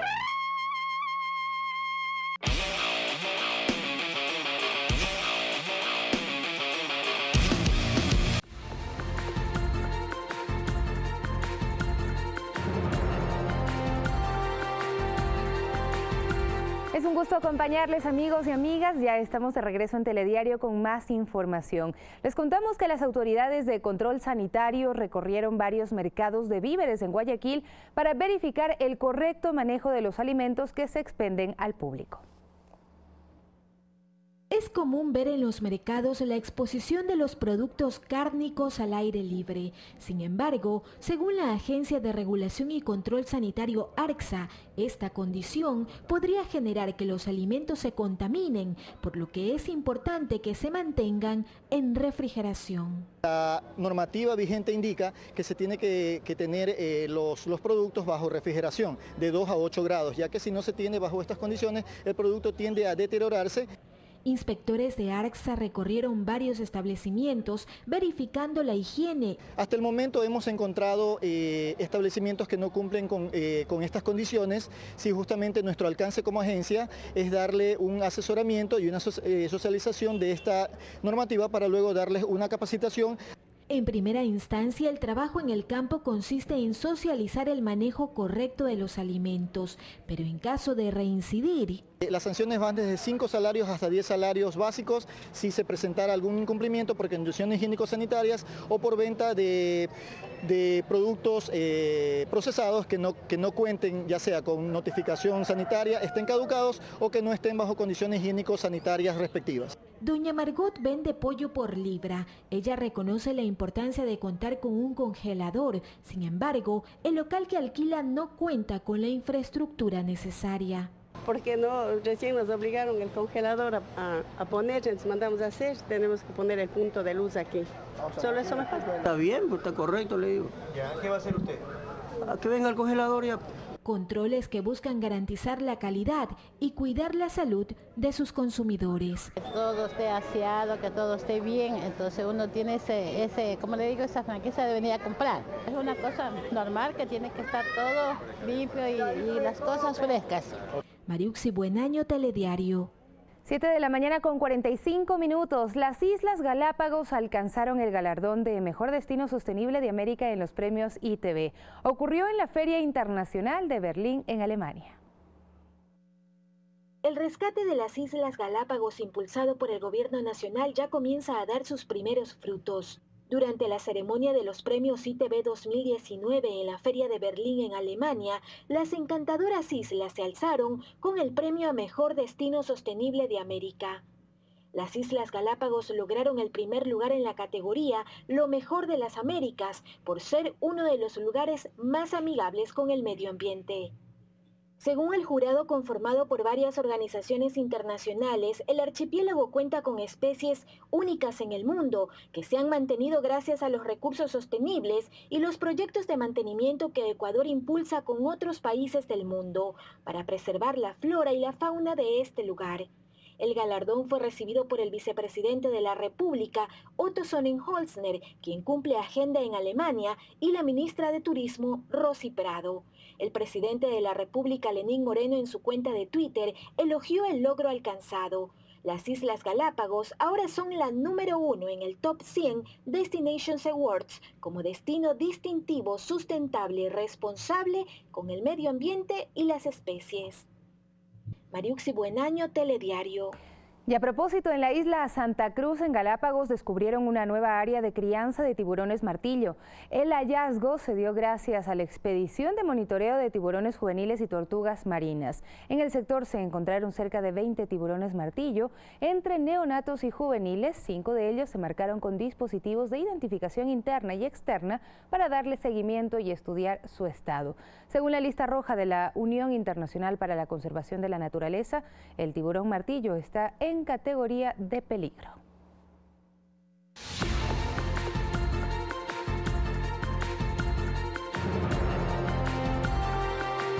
7 de la mañana con 47 minutos. Los equipos de rescate encontraron este lunes la caja negra del avión Boeing 737 MAX 8 de Ethiopian Airlines, que se estrelló poco después de despegar de Etiopía con rumbo a Nairobi. Esto mientras China ordenó a sus compañías aéreas dejar en tierra los aviones Boeing 737 MAX 8 de que dispongan.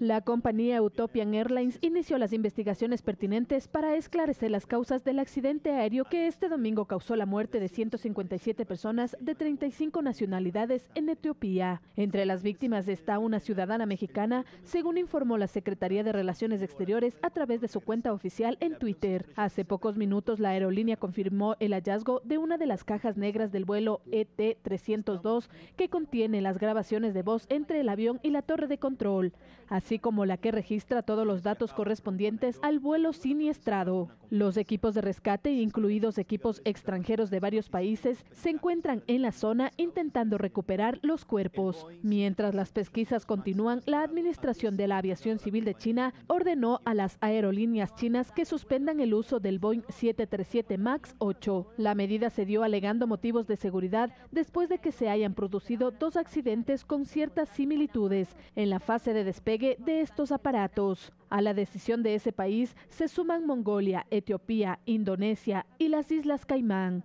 Esta tragedia aérea levanta las alertas sobre los nuevos modelos de aviones Boeing y replica el accidente ocurrido en octubre con el mismo modelo de la empresa indonesia Lion Air. Fernanda de la Bastida, Telediario. Y en Colombia también hay luto por un accidente aéreo que dejó 14 muertos. La aeronave, que volaba para una compañía privada y cubría la ruta San José del Guaviare, Villavicencio, se declaró en emergencia sobre las 10 horas con 40 minutos locales y después cayó en una zona rural. Pese a que la Aeronáutica Civil no ha concluido la investigación, se habla de una falla en el motor que habría causado la precipitación de la aeronave. El presidente Iván Duque expresó sus condolencias a las familias de las víctimas. Y también en Colombia, el mandatario Iván Duque anunció por medio de un mensaje televisado su posición respecto de la ley estatutaria de la Jurisdicción Especial para la Paz.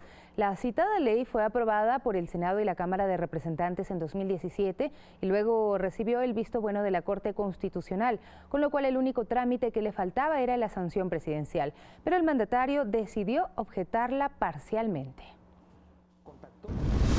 Mientras The New York Times publicó este domingo un reportaje que, basado en imágenes inéditas, muestra que la Guardia Nacional Bolivariana no sería la responsable de incinerar varias toneladas de ayuda humanitaria el pasado 23 de febrero, como se indicó inicialmente. Según el periódico norteamericano, fueron manifestantes opositores y no los hombres de Maduro los responsables de incinerar la carga accidentalmente, pese a que el vicepresidente de Estados Unidos, Mike Pence, dijo que Nicolás Maduro bailó mientras sus secuaces quemaban los alimentos.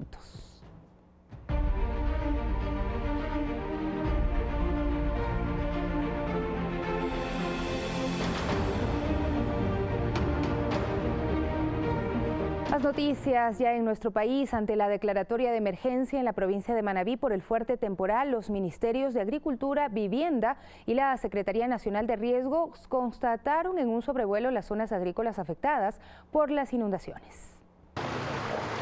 Ante la alerta naranja decretada en la provincia de Manabí, el gobierno del presidente Lenín Moreno dispuso a los ministerios correspondientes atender la emergencia en los sectores más vulnerables. En un plan de recuperación, el presidente nos ha solicitado que podamos tener una propuesta en torno al apoyo que podemos dar a los agrícolas. El cantón Rocafuerte en la provincia de Manabí es uno de los más afectados. Esta zona netamente agrícola es habitada por familias campesinas que tras el desborde de ríos y las continuas precipitaciones lo han perdido todo, incluso su fuente de sustento económico. Casi pérdida total en casi 1.600 hectáreas de las 3.400 al día de hoy que están siendo afectadas. Eso es alrededor de, para poderse reactivar, más de $1.200.000 solo en este cantón.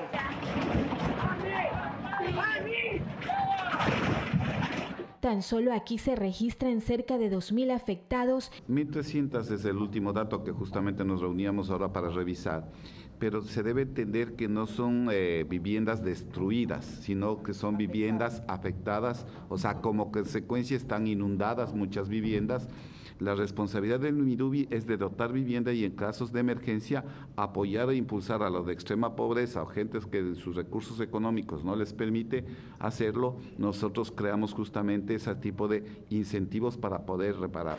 Esta semana las autoridades deberán entregar al presidente de la República propuestas que busquen la recuperación y la reactivación agrícola. Sí tenemos que evaluar la reconversión de cultivos a cultivos que sean menos vulnerables, que son alternativas que ante eventualidades climáticas como estas nos permiten ayudar a los agricultores a darle créditos oportunos en base a ese cultivo. Hay puntos donde, por ejemplo, se puede hacer una pequeña reforestación, inclusive sembrar con vetiver, por ejemplo, para hacer obras pequeñas de contención y no afectar tanta la vulnerabilidad.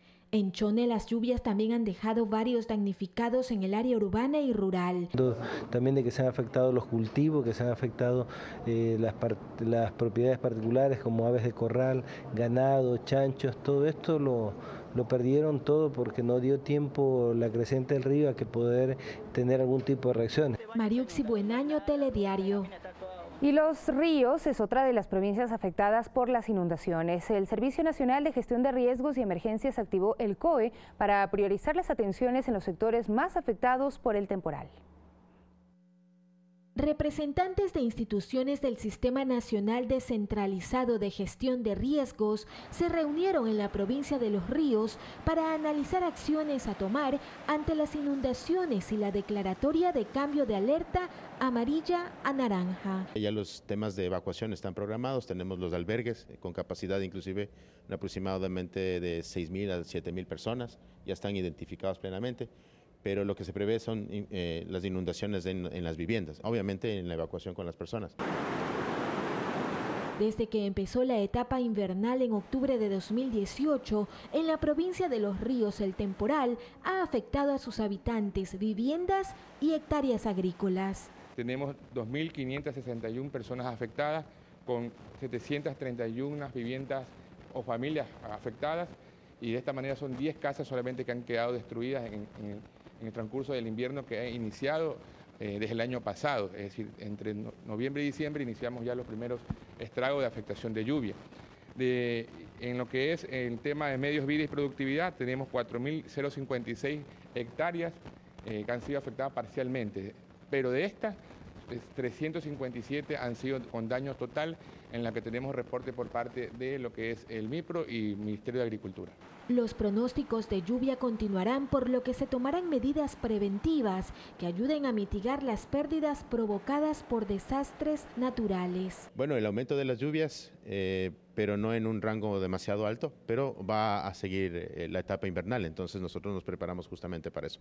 En el caso del Servicio Nacional de Gestión de Riesgos, hacemos una temática de evaluación de escenarios con técnicos, tenemos los técnicos ahora, pero también nos preparamos para el tema de asistencia humanitaria, reabastecemos bodegas. Al momento hay 9 COEs activados a nivel provincial, en un trabajo articulado con el Cuerpo de Bomberos, GAD municipales, Prefectura y COPAES parroquiales. Mariuxi Buenaño, Telediario. Y el tranvía de Cuenca recibe a los usuarios para que se transporten gratuitamente y conozcan de cerca el funcionamiento de las unidades. Esto es parte de un proceso de socialización previo a la operación comercial.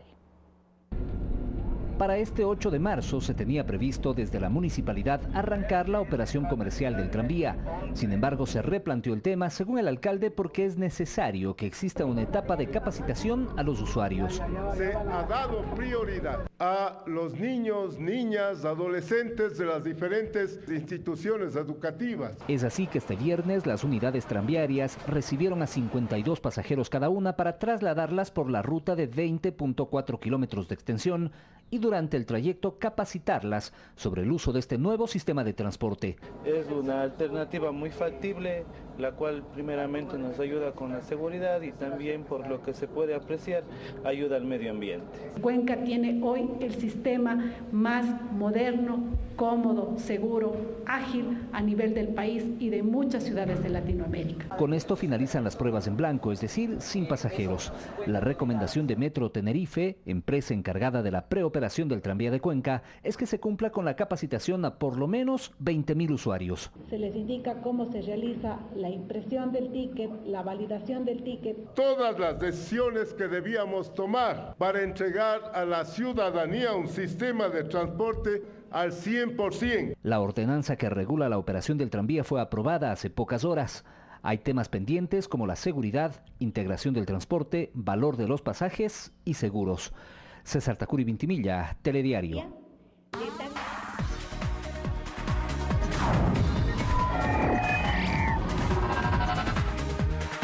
Y ahora en nuestro segmento tecnológico les presentamos a los autobuses sin conductor. La compañía francesa Navia es responsable de que estos vehículos circulen en París y está dirigida por el emprendedor y empresario tecnológico Christophe Sapet.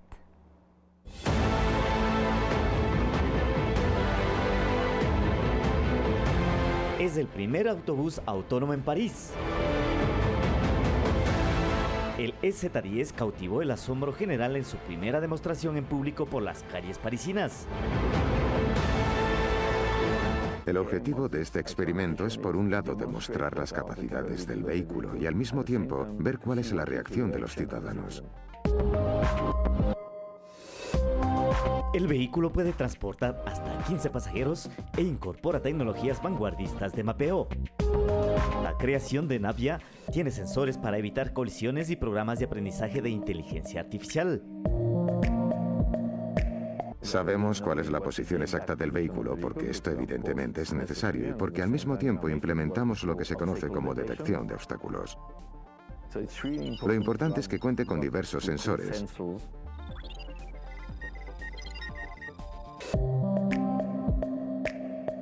El minibús es capaz de adaptar la velocidad en su entorno y puede, en caso de ser necesario, detenerse completamente para seguridad de los peatones y de los pasajeros. Los principales desafíos están relacionados con el aumento de la velocidad del vehículo, porque exige ampliar el rango de la percepción. Necesitamos un software y Navia está creando el software necesario. Además, los creadores aseguran que en el mundo de la movilidad urbana, Los accidentes de tránsito y los embotellamientos podrán ser paliados con la consolidación de los coches eléctricos sin conductor. Navia certifica que la era de los vehículos autónomos ha comenzado y que en los próximos años veremos crecer este tipo de transporte en las ciudades del futuro. Obviamente esto llevará su tiempo, será una implementación progresiva. Clever Guamaní, Telediario. 8 de la mañana en punto. Con esto nos despedimos, amigos y amigas. Siempre es un gusto acompañarles. Les deseamos una buena semana. Enseguida viene Más Cerca junto a Jánica Merchant. Y a las 13 horas nos encontramos nuevamente con más noticias.